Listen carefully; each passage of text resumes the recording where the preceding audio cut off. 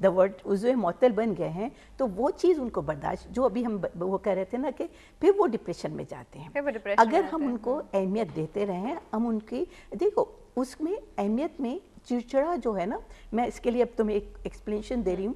चिड़चिड़े की कोई डेफिनेशन नहीं है। क्या यंग चिड़चिड़े नहीं होते? बिल्कुल होते। यंग भी, इसके वेरिएशंस हैं, यंग भी चिड़चिड़े हो सकते हैं और बुजुर्ग भी चिड़चिड़े हो सकते हैं। तो उसके लिए हम ये नहीं कह सकते कि वही हो सकते हैं। तो आप अपने दिमाग में ये रखें कि जवान को भी जब मूड ख़राब हो सकता है तो उनका क्यों नहीं हो सकता। तो उसका रीज़न देखें, और इसके लिए ज़्यादा रीज़न यही है कि उनकी अना मजरू हो रही होती है, वो मुँह से कुछ कह नहीं रहे होते हैं, लेकिन आप उनकी रिस्पेक्ट को कम कर रहे हैं। तो सबसे इम्पॉर्टेंट चीज़ है, अगर उनको रिस्पेक्ट, जैसे ड्यू रिस्पेक्ट जिसे कहते हैं कि जिसके वो हकदार हैं, आप उनको उस मकाम पे रखेंगे तो कभी चिड़चिड़े नहीं होंगे। सही। अच्छा मैम, हमारे पास एक कॉल है, अटेंड करते हैं। अस्सलाम वालेकुम। हाँ जी, गुड हेल्दी मॉर्निंग फिदा साहब, कैसे हैं? अल्लाह का फजल, ठीक ठाक हूँ, आप सुनाएं? हाँ जी बिल्कुल ठीक ठाक है। आप वो बताइए हमारे पोल का जवाब। ये पोल का जवाब भी और सारा ये जो आज का टॉपिक है, वाकई ये बड़ा आजकल हमारे यहाँ भी, मैं तो आज से 8-9 साल पहले बड़ा फनी स्टेटमेंट होती थी मेरे लिए कि जी वो यूरोप में ओल्ड हाउसेज हैं या हॉस्टल्स हैं, तो अब वाकई वो फनी स्टेटमेंट रह ही नहीं है, फनी नहीं रही है। सही कह रहे हैं। हाँ, क्योंकि वो it's close to reality in our society as well. Europe हमसे आगे था, तो जो जो चीजें वहाँ पे थी वो अब हमारे यहाँ भी इधर ऑब्वियसली आ रही हैं, लेकिन इसकी तरीकाकार भी हैं, रेमेडीज भी होनी जरूरी है। सही। एक तो मेरे जहन में ये है कि हम जो इन बिटवीन लेयर है, मसलन मेरी एज है या शायद आपकी भी एज है ऑब्वियसली, जो 30 साल के हैं, 25 साल के हैं, 40 ईयर के हैं, उनके लिए बड़ा जरूरी है। मैं तो बड़ा परेशान होता हूँ कि जो अब हमारी जो अगली जो नस्ल आ रही है उसका सलूक हमारे साथ क्या होगा, अगर हमारी फिजिकल उम्र 70 या 20 साल बाद, 30 साल बाद मजीद जो अगली जो नस्ल है उसका बिहेवियर हमारे साथ क्या होगा। लेकिन एटलीस्ट हमारे अंदर इतना जरूर है कि पेरेंट्स का हम केयर भी करते हैं, कुछ ख्याल भी रखते हैं, लेकिन हमारे वालिदैन में कुछ लिमिटेशंस होती थी उस दौर में कि वो हमारा वालिद और वालिदा माइट भी इतने फ्रैंक आपस में नहीं थी उस वक्त। सोचो इकोनॉमिक सूरत हाल ऐसी थी, हमारी सकाफत ऐसी थी, तो वो उनके अंदर जो सेंस ऑफ डिप्राइवनेस था वो शायद हमारे और वाइफ में नहीं है। हम तो फ्रैंक हैं, खाना साथ खाते हैं, तो वो थोड़ा सा उनके अंदर गुस्सा,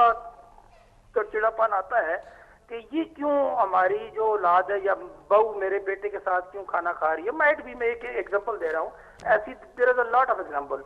लेकिन एट द सेम टाइम जो बहू है और जो बेटा है उसको थोड़ी सी फ्लेक्सिबिलिटी अपने अंदर लेकर आए, दे कैन चेंज। वो अपने आप को, उनके अंदर इतनी स्टिफनेस नहीं होती है, उनकी कम होती है, तो they can change their own mould, अपने आप को मोल्ड किया जा सकता है। लेकिन अब 60 साल वालिद को या 65 साल वालिद को या 60 साल जो माँ है उसको चेंज करना बड़ा मुश्किल होता है। Very true. एक तो रेमेडी मेरे अंदर है कि हम जो यूथ है हमारे अंदर अपने आप को मोल्ड किया जाए, कि अच्छी स्टेटमेंट पास की जाए वालिदैन को, टू एंटैग दोज पेरेंट्स, टू उनके साथ जो फैमिली उसके साथ। दूसरी रेमेडी जो मेरे जहन में है वो भी बड़ी अच्छी है, इनोवेटिव है, वो ये है कि मसलन एनजीओ आजकल बड़ा काम हो रहा है जी औरतों के हकूक पे और बेपना जो है अवेयरनेस पे। एक अगर एनजीओ ऐसी हो या कुछ अच्छे लोग मिलके कि जो अगर मोहल्ले में किसी सोसाइटी के अंदर जो बूढ़े हैं उनका हफ्ते में एक दिन कहीं एक जगह बैठा लिया जाए उनको। सही कह रहे हैं, सही। हाँ, तो वो उनके अंदर इतना वो दे फील फ्रेशनेस, और बुजुर्गों की जब आपस में इंटरेक्शन होगी तो ये मेरा ख्याल है एक ऐसा एक सूरत हाल हो जाए तो बड़ा अच्छा रहेगा। चलिए, thank you so much for your call फिदा साहब, बड़ा अच्छा इन्होंने एक सजेशन दिया। आखिर में सिर्फ एक बात आप दोनों से पूछना चाहूंगी, एक एज जिसमें वो आ जाते हैं after 50, I should say now it's after 50, एक वक्त में आफ्टर 60 होता था, वो कहते हैं अब बस हम टाइम गुजार रहे हैं, अब तो हमें हमारी जिंदगी की आखिरी स्टेज है, अब हम सिर्फ टाइम गुजार रहे हैं। नहीं, यही तो गोल्डन है, यही तो नहीं, दैट इज द पॉइंट। वो जो ओल्ड एज में वो लोग आ जाते हैं तो वो फिर अपने आप को बोझ समझने लगता है कि अब हम सबके लिए बोझ बन गए और अब हम क्या करें, बस हम आखिरी वक्त का टाइम गुजारे। तो ये थॉट इनके अंदर से कैसे निकालनी है? इसके लिए वही है ना, कोई ये डिप्रेशन में आ गए हैं, डिप्रेशन है, हाँ डिप्रेशन है। तो इस डिप्रेशन में घर वाले ही उनको उनकी अहमियत बताएं कि वो इस एज में नहीं हैं और देखो ना हर के लिए बहुत इम्पोर्टेंट, हर एज में उनकी अहमियत मौजूद है। तो मैं तुम्हें एक मिसाल दूं कि दरवाज़ा उठ के बुजुर्ग जो हैं, कुछ नहीं है तो कोई डोर बेल हुई, मुलाजिम नहीं है तो वो उठ के दरवाज़ा खोलते हैं, तो वही एक बहुत बड़ी वो है अहम काम। यानी आप देखो ना कि वो जिम्मेदार हैं, रात में लाइटें बंद करना, कोई मतलब ताले लगे हैं, ये सब चीज़ें कितने बड़ी आप इन्हीं बड़ी जिम्मेदारी से आप बचे हुए हैं। तो उनको इस टाइप की जिम्मेदारियां जो उनको उनके एज के हवाले से हैं, उनकी रिस्पॉन्सिबिलिटी नहीं बनती है, मगर आप उनको इन्वॉल्व करो भाई। उन्हें ये ना कहो अम्मा नहीं बस अब आप अल्लाह अल्लाह करो, ये भी एक एटीट्यूड है। मैं तुम्हें बता रही हूँ कि सास हैं तो अम्मा बस रहने दो, हाथ नहीं रहने तो हम कर लेंगे। तो इस तरह से आप उनको बिल्कुल बाहर ना निकालिए, जो वो रूटीन काम करें उनको करने दें जी, प्लीज करने दो, उन पे बुढ़ापा और जल्दी आएगा। मैं उनको उसके इन्वॉल्वमेंट, जितना इन्वॉल्वमेंट रहेगा, जितनी जगह वो अपनी अहमियत को समझेंगे और वो इस डिप्रेशन में नहीं आएंगे कि हम बिल्कुल इन्हें नाकारा हो गए।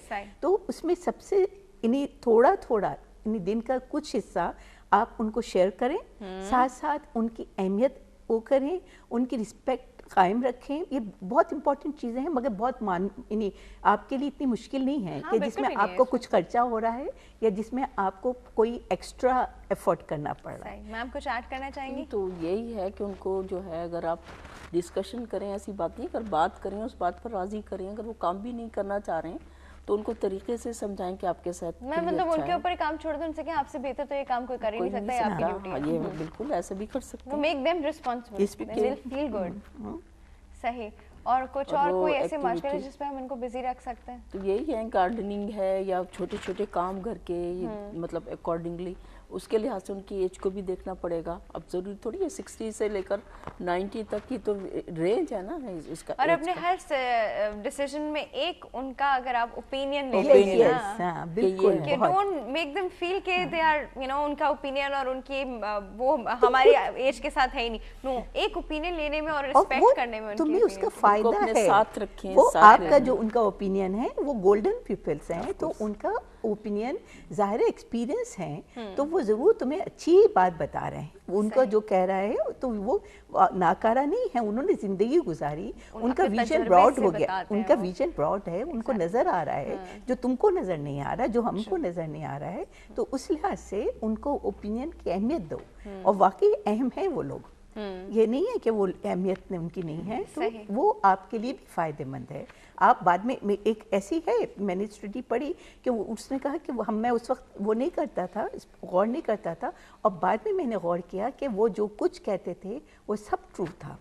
और मुझे इसकी तो इतनी कॉमन एग्जांपल है, हम जब टीनेजर थे और हमारे वालिदैन हमें जिस चीज़ से मना करते थे, चिढ़ते थे, हम लड़ाई करते थे, फड्डा स्ट्राइक भी कर देते थे, लेकिन अब आके समझ में आ रहा है कि वो सारी बातें वही सही थी। अच्छा, दूसरी बात ये है कि जैसे तुम करोगे वो तुम्हारे सामने आएगा। This is also a truth thing कि भाई अगर तुम उनके साथ अच्छा सलूक करोगे तो ये वो तुम्हारे सामने आएगा।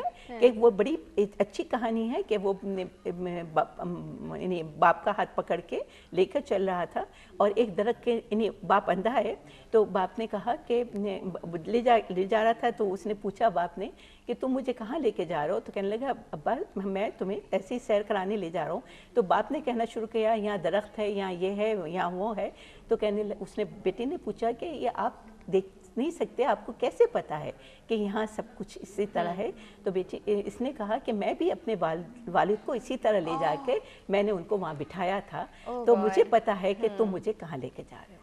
तो ये जो तुम करोगे वो तुम्हारे सामने आएगा। ये दिस इज द एंड। चलिए जी व्यूअर्स, हमारा वक्त जो है इस सेगमेंट का बिल्कुल खत्म होता जा रहा है। मैम बहुत बहुत शुक्रिया आपके आने का, एंड मैम आप दोनों के आने का बहुत बहुत शुक्रिया। आप दोनों ने बहुत अच्छी बातें मिलके कही है, आई होप यहाँ से हमने सीखा हो कि जिस तरह उन्होंने हमारे लिए टाइम क्रिएट किया था, नहीं होता किसी के पास टाइम नहीं होता, हम में से किसी, उन्होंने हमारे लिए टाइम क्रिएट किया था। ओल्ड एज होम का कॉन्सेप्ट हम उन लोगों के लिए करें जो कि बिल्कुल ही जिनका कोई भी नहीं है उनके लिए करें, बट जो बच्चे अपने माँ बाप की केयर खुद कर सकते हैं, खुदा के लिए उनको ऐसे मत छोड़ें और उनकी केयर खुद कीजिए, उनके लिए टाइम क्रिएट कीजिए, चाहे वो दिन में मुश्किल से आधा घंटा ही क्यों ना हो। यही आपका दिया हुआ टाइम जो है आपके आगे काम आएगा जी।